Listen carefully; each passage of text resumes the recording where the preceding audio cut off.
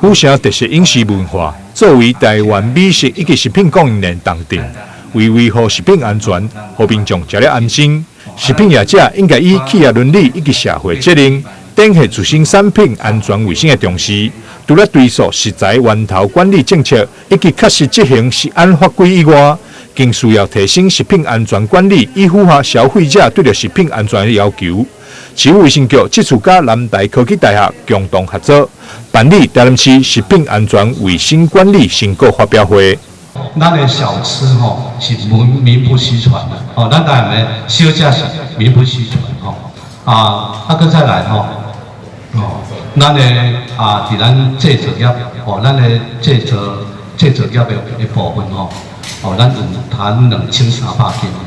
那相当的多咱的你看咱的统一啦、大成啥货，这拢是咱的制作业这伫咱台湾拢是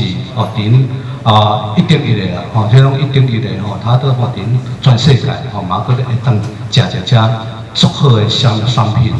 学校很多食安食品专家会当参与咱这个台南市食品安全体系的这个辅导工作，嘛，互咱这个业者伫这个计划的迄个帮助之下，咱的整个食品自我管理整个的安全的来制造这些食品上得到很好的一个协助。参与这次计划的食品厂商合成豆腐工厂表示，透过交流，会当更加完善食品安全法规，嘛当为消费者提供更好的产品。因为我自己是读食品科系相关行业出来的，然后其实对食品行业的法规有一定的了解。那因为我想完善自己工厂里面的法规的规范，所以我请南台的老师来到我们的工厂做那个辅导的作业，非常的有帮助。然后就是让我们更知道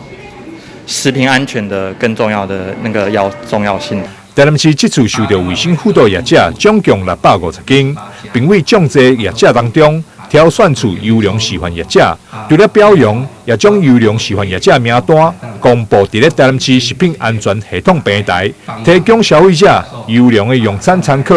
希望未来有更多食品业者参与辅导，共同为食品卫生安全努力。台南新闻张硕伟采访报道。